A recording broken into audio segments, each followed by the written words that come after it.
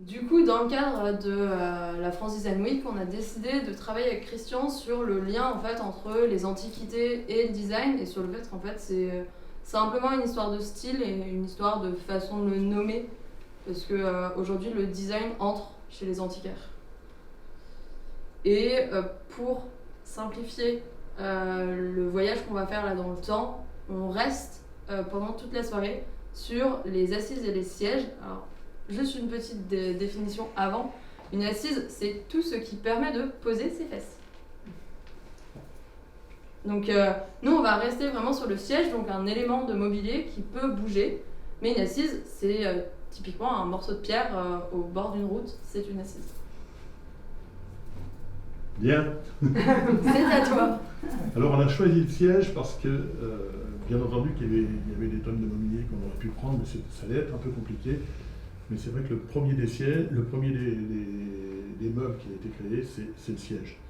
Alors vous avez l'exemple ici, 1300 avant Jésus-Christ, avant notre ère. Le premier siège qu'on ait trouvé, c'est le siège de Toutankhamon. Moi je l'ai vu, personnellement, les Lucaire, c'est assez fabuleux. C'est un siège qui est hyper ornementé, qui était à la hauteur du pharaon de l'époque.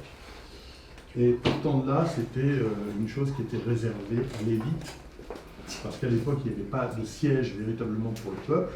Les gens s'asseyaient par terre ou sur des pierres. Et c'est vraiment la naissance du fauteuil, du siège, ça ne s'appelait pas encore fauteuil, c'était un trône à l'occasion. Et tout de suite derrière, on va passer à la slide suivante, on arrive à ce qu'on appelle la curule, c'est les Romains qui ont créé ce siège. Alors, il était métallique et il était pliable. Pourquoi il était pliable? Parce qu'il était censé accompagner l'empereur ou la personne qui tenait le pouvoir sur les champs de bataille ou dans les campements de bataille. Alors, Louis XV, c'est le côté un peu féminin de la chose. On arrive sur des fauteuils beaucoup plus gracieux, moins austères.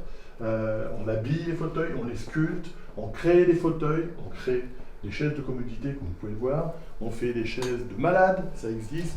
On fait des chaises à porteurs, il ne faut pas les oublier, parce que les chaises à porteurs sont anglaises, mais elles ont été amenées au XVIIIe siècle et au XVIIe siècle en France. Et sous Louis XV, on travaille. Alors, on mélange, on fait tout. Des très beaux tissus, du satin, on passe du bronze, on passe de la dorure sur les fauteuils, sur les grands canapés. On fait des salons complets, canapés, fauteuils, chauffeuses. La petite image que vous voyez là, c'est le bureau de Marie-Antoinette. Avec un meuble de Riesner au fond. Voilà. Arrive l'Empire. Alors vous voyez, on change complètement les formes. Alors sous l'Empire, on prend la rigueur de l'empereur, hein, c'est un peu la rigueur du moment. Il faut savoir que c'est vrai que ces fauteuils, quand on est un peu de la partie, on s'aperçoit que au fil des siècles, ils suivent le personnage qui gouverne.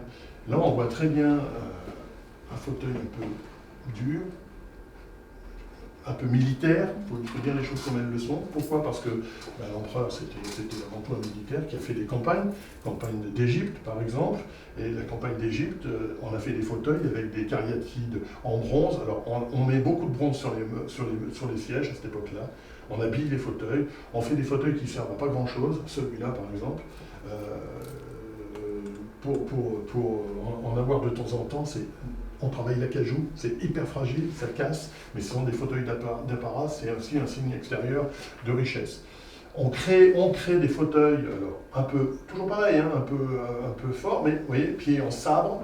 On fait des fauteuils dits d'officiers avec, on n'a peut-être pas d'image là, mais avec un accoudoir incurvé de manière à ce que les officiers, quand ils s'asseyaient sur les chaises, ils pouvaient passer leur sabre sur le côté. On travaille beaucoup les bois précieux, beaucoup les bois précieux, et apparaissent très grands ébénistes. Là, c'est un siège de Jacob beaucoup, qui sont devenus des pièces hyper rares aujourd'hui, mais encore une fois la fragilité et puis des choses qui servaient peut-être pas toujours à grand chose. Mais en attendant, c'est vraiment un mobilier très pur. Et là, il y a déjà, dans ce genre de fauteuil, il y a déjà un appel à la modernité du fauteuil. Et on voit quand même, jusqu'à l'Empire, le fauteuil il est apparat, donc il n'a pas du tout été pensé pour le confort, pour être bien installé ou pour se reposer. Ça n'existe pas comme notion. jusqu'au début du 19e siècle. On avance toujours dans la période et on arrive sous Napoléon III. On va passer toutes les périodes de restauration, consulat, parce que c'est un mélange un peu de petites choses, mais il n'y a pas une créativité. À part sous Charles X, où on a travaillé beaucoup de bois, comme le citronnier, on a fait des sièges très clairs, mais ça a été une petite période.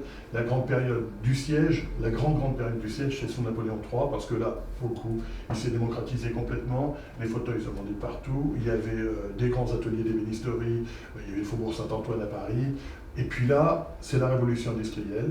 On travaille tout, on travaille le bois, on travaille les métaux, on commence, on met des roulettes, ça n'existait pas, on fait des fauteuils adaptés au métier, on fait des fauteuils de bureau, on commence à les créer, on fait des fauteuils, comme vous pouvez le voir, à l'indiscret, qui étaient des fauteuils d'apparat, mais qui, malgré tout, avaient quand même une raison d'être.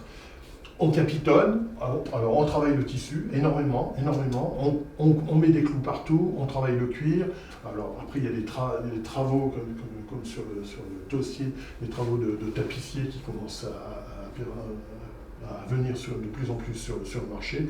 Et là c'est un mélange de tous les styles. On reprend absolument tous les styles et on crée des fauteuils en mélangeant le Louis XIV, le Louis XV, le Louis XVI. On fait des dossiers Louis XVI avec des pieds Louis XV, mais on arrive à des résultats qui sont souvent surprenants. Entre 10 et 200 exemplaires, on ne sait pas trop, sur sa première édition. Mais elle n'a jamais du tout été pensée ni pour être confortable, ni pour réellement s'asseoir, ni pour réellement rapporter d'argent. Donc on est bien dans une vision de l'art et pratiquement plus du design.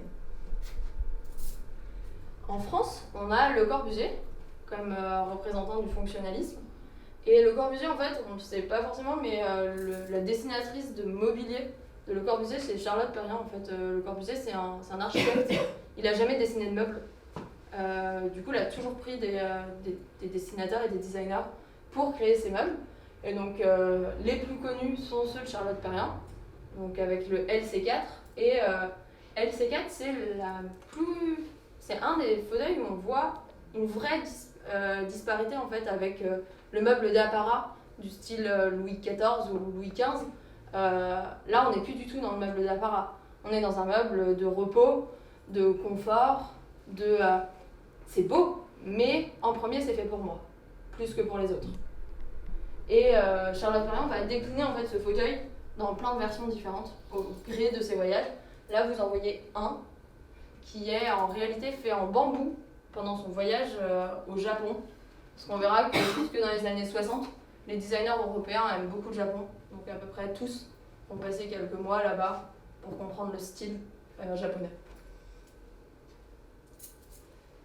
Et à la même période, on a les États-Unis qui montent en puissance, surtout à partir des années 30, parce que les années 30 signent le début du nazisme, donc la fuite des grands designers juifs allemands vers les États-Unis, qui vont en fait recréer les petites sœurs du Bauhaus là-bas.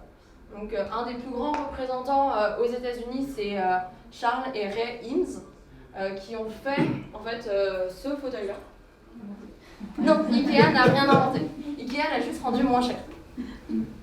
Mais du coup, en fait, la chaise Tonnet est quand même encore aujourd'hui la chaise la plus vendue, et je pense pour encore quelques années. Parce qu'aujourd'hui, on a tendance à plus changer qu'avant. Donc les chaises restent moins. En fait, plus on avance dans le temps, plus les styles s'accélèrent. Hein. Parce que si vous voyez, je ne sais pas si vous vous en êtes rendu compte, mais on a parlé le même temps. Christian, il a parcouru 2000 ans et moi 70 ans. Ouais. C'est vrai, mais on passe d'un travail artisanal à un travail industriel. C'est ce qui fait que ça a démocratisé le fauteuil, ou la chaise, ou le siège. Et voilà, mais du coup, moi, on voit. Ce que j'aime bien, c'est que les designers reprennent encore des formes du 18e. Ça prouve que. Très bien. Mais voilà. Donc, si vous avez des questions. Merci.